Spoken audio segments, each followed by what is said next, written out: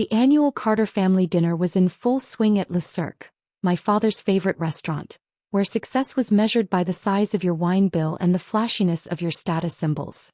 I sat quietly at the far end of the table, watching my parents and siblings showcase their supposedly impressive achievements.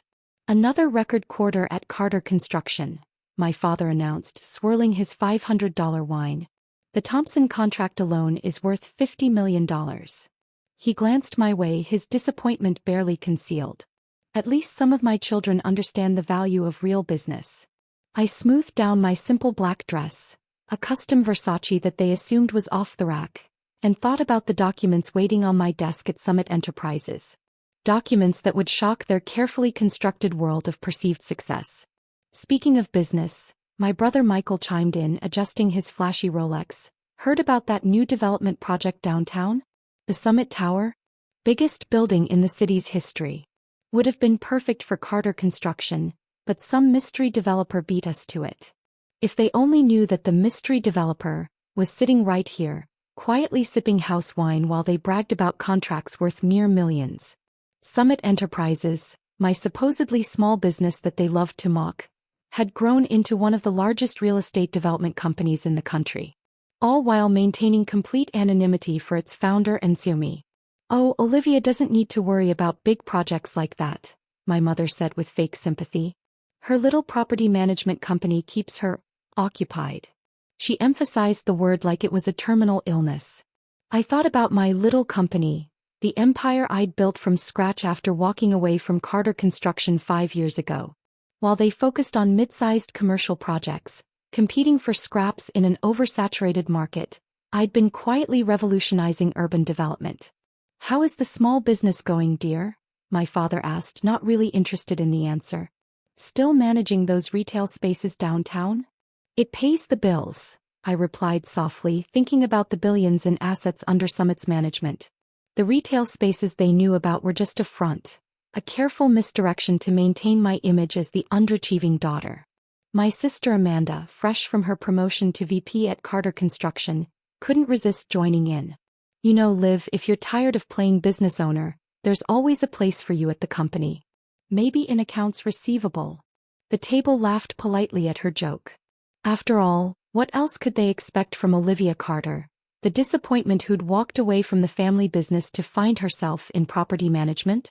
"The Summit Tower developer must be someone impressive," Michael continued, still fixated on the project he'd lost. "Heard they paid cash for the land. No financing needed. Must be nice having that kind of capital."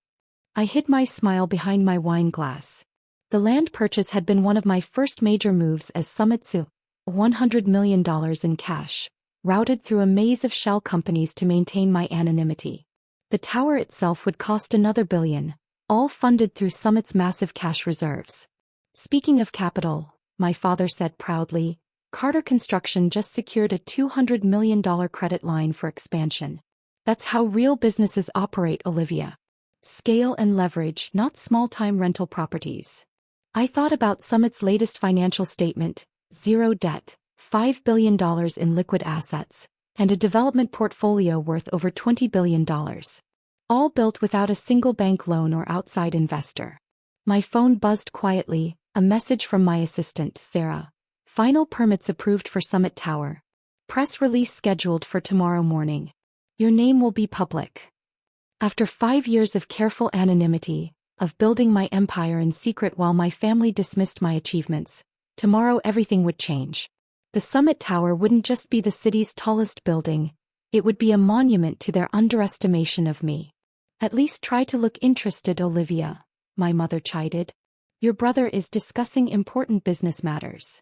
Important business matters, like the overpriced contracts and over-leveraged projects that had Carter Construction teetering on the edge of financial disaster, though they didn't know it yet. Their latest credit line was a desperate attempt to stay afloat in a market that Summit Enterprises quietly dominated. "Sorry, Mom," I said quietly. "Just thinking about tomorrow's meetings." "Meetings?" Amanda laughed. "What kind of meetings could you possibly have? Collecting rent checks isn't exactly high finance." If she only knew that tomorrow's meetings would include a press conference announcing Summit Tower's completion and its mysterious founder's identity. That by this time tomorrow, the Carter name would be associated with something far greater than their struggling construction company. You know, my father said, his voice taking on that lecture tone he'd perfected over years of disappointed parenting, it's not too late to come back to Carter Construction. Your little experiment in independence has run its course, don't you think? Independence. That's what they called my decision to build something of my own instead of accepting a meaningless position at their company. They never understood that I hadn't walked away from success. I'd walked toward it just on my own terms. The dinner dragged on, a parade of thinly veiled insults and condescending advice. I checked my phone discreetly as Sarah sent updates about tomorrow's revelation. Summit Tower illumination test complete. Your name looks perfect against the skyline. I excused myself to the restroom, needing a moment away from the suffocating atmosphere of family disappointment. In the elegant bathroom of Cirque, I stood before the mirror, remembering the day I'd walked away from Carter Construction. You'll never succeed on your own, my father had said. The Carter name is your only real asset. How wrong he'd been. The Carter name had become a liability in the industry, associated with over-budget projects and questionable business practices. That's why I'd built Summit Enterprises under strict anonymity, letting our work speak for itself. My phone buzzed again, another message from Sarah. Stock certificates prepared for tomorrow's transfer. Carter Construction's shares continue to decline. That was the other part of tomorrow's surprise. While building Summit Enterprises, I'd been quietly acquiring Carter Construction stock through various shell companies. By tomorrow afternoon, I would own controlling interest in my family's struggling company. Returning to the table, I found Michael still bragging about Carter Construction's latest project, a modest office complex that would have been a rounding error in Summit's portfolio. 50 stories, he announced proudly. It'll be our tallest building yet. I thought about Summit Tower's 120 floors of cutting-edge architecture and sustainable design. The project that would redefine the city's skyline and reveal my true success to the world. That's nice, I said quietly, knowing that tomorrow his pride would turn to ash. Nice, my father scoffed. It's extraordinary. But I wouldn't expect you to understand the complexities of major construction projects. How's that strip mall renovation going? The strip mall renovation was actually a $500 million mixed-use development that Summit had completed months ahead of schedule. They'd driven past it dozens of times, never knowing it was mine. Speaking of construction, Amanda interjected, did you hear Carter Construction's stock hit a new low today? Dad, maybe we should consider that buyout offer from Metropolitan Development. I suppressed a smile. Metropolitan Development was another Summit subsidiary, one of many companies I'd created to expand my empire while maintaining anonymity. Never, my father declared firmly. Carter Construction will always be family-owned. No outsiders will ever control this company. Tomorrow's revelation would test that conviction. The stock certificates in my office proved that family-owned had a different meaning than he imagined. As dinner wound down, my mother tried one last time to help me see reason. Darling, you're not getting any younger. This little business owner phase has gone on long enough. It's time to think about your future. My future. If they only knew that while they worried about my small business phase, I'd been methodically building the largest private real estate empire in the city's history. I am thinking about my future, I replied softly. In fact, tomorrow's going to be quite interesting. Oh. Michael smirked. Finally ready to admit defeat and come back to Carter Construction? Something like that, I murmured, checking my watch. In less than 12 hours, the Summit Tower's lighting system would activate, projecting my name across the city skyline. As we left the restaurant, my father insisted on driving past Carter Construction's latest project, the 50-story office building that was their pride and joy. It looked almost quaint compared to Summit Tower's soaring silhouette just a few blocks away. That's what real success looks like, Olivia, he said, pointing at his building. Not small-time property management. I looked past his project to where Summit Tower rose into the night sky, its upper floors still dark, waiting for tomorrow's grand revelation. You're right, Dad. Tomorrow you'll see what real success looks like. What's that supposed to mean? Amanda asked sharply. Just that perspectives can change, I replied. Sometimes dramatically. As they dropped me off at my modest apartment building, Actually, a luxury penthouse I owned through Summit. My mother called out one last piece of advice. Think about what we discussed, dear. It's not too late to make something of yourself. I smiled, knowing that in less than 12 hours, they'd realize just how much I'd already made of myself. The Summit Tower wouldn't just be a building, it would be a monument to underestimation. The next morning dawned clear and bright, perfect weather for what would become a historic day in the city's business world.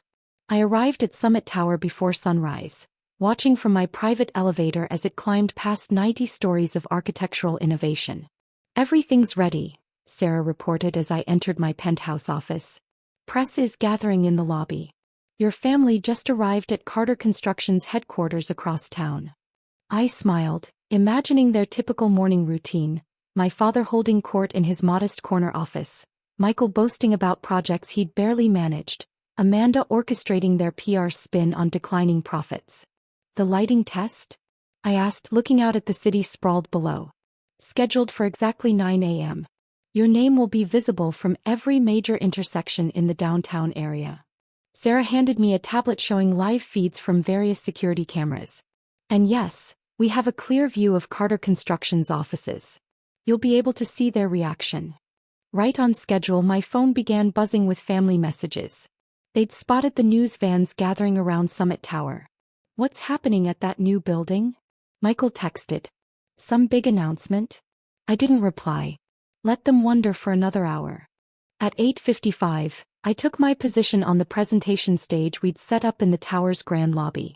Through the glass walls, I could see hundreds of reporters and business leaders gathering.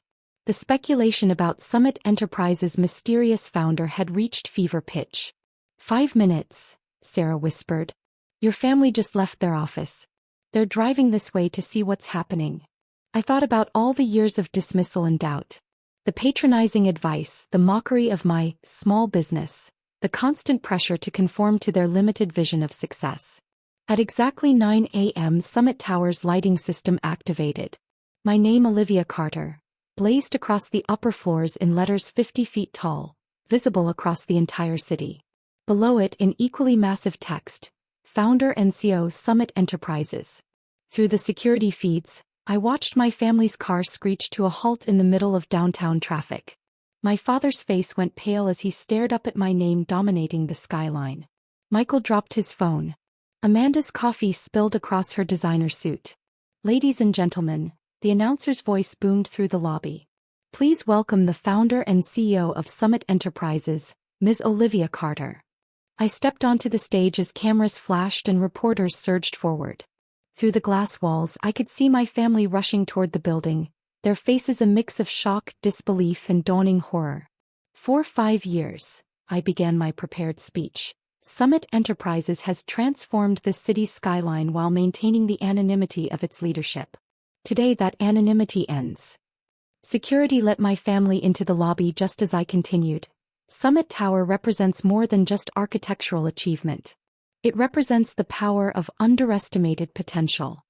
My father pushed through the crowd, his face ashen. Olivia, what is this? I smiled, holding up a folder. This stat is what real success looks like. Summit Enterprises, the largest private real estate development company in the country. And as of this morning, the majority shareholder of Carter Construction. The room erupted in gasps and camera flashes as I revealed the stock certificates proving my ownership of their company. Michael staggered backward. Amanda clutched her designer handbag like a shield. While you were mocking my small business, I continued, my voice carrying clearly through the stunned silence, I was building an empire. Every major development project in this city for the past 3 years? That was Summit Enterprises. That was me. Impossible, my father whispered. You run a property management company. That was the cover story, I explained calmly. A necessary misdirection while I built something greater than Carter Construction could ever imagine. Something worthy of the potential you never saw in me. The press conference continued, but my family barely heard it. They stood frozen as I detailed Summit's achievements, the billions in assets, the revolutionary projects, the technological innovations they dismissed as pipe dreams when I'd proposed them years ago. And now, I concluded, Summit Tower stands as a testament to what's possible when you refuse to accept others' limitations. When you believe in your vision even when no one else does. Hours later, after the press had dispersed and the initial shock had worn off, my family remained in the lobby, still staring up at my name illuminating the skyline. "Why?" my mother finally asked. "Why all the secrecy?" "Because you taught me something valuable," I replied. "You taught me that sometimes the best success is built in silence, away from those who would doubt and diminish it." "The buyout offers," Michael realized suddenly. "Metropolitan Development, Summit Holdings, Apex Investments, they were all you?" I nodded. "Different subsidiaries of Summit Enterprises. I gave you multiple chances to partner with success rather than cling to pride. You chose pride. What happens now?" my father asked quietly, looking older than I'd ever seen him. "Now." I gestured to the stunning view of the city from Summit Tower's lobby. "Now you understand why I walked away 5 years ago. Not because I couldn't succeed in your world, but because I was meant to build my own." The sun was setting behind Summit Tower, making my name glow like fire against the darkening sky. Below, traffic had slowed to a crawl as people stopped to photograph the building and its revelation. "You always said the Carter name was my only real asset," I reminded my father. "But look up there, it's not the Carter name that matters. It's what I built on my own, despite your doubt, despite your dismissal, despite your constant undermining of my dreams." Sarah approached with more press requests and urgent business matters, but I held up a hand, savoring this moment of vindication. "You can keep running Carter Construction," I told my stunned family. "But from now on you'll do it as a subsidiary of Summit Enterprises. And you'll do it my way." As they left the lobby, still reeling from the day's revelations, I turned to the wall of windows, looking out at my tower, my success, illuminating the city. "Was it worth the wait?" Sarah asked quietly. I touched the simple silver locket I always wore, the one containing a photo of myself as a child, dreaming of building something magnificent. "Some successes," I replied, "are worth all the patience in the world."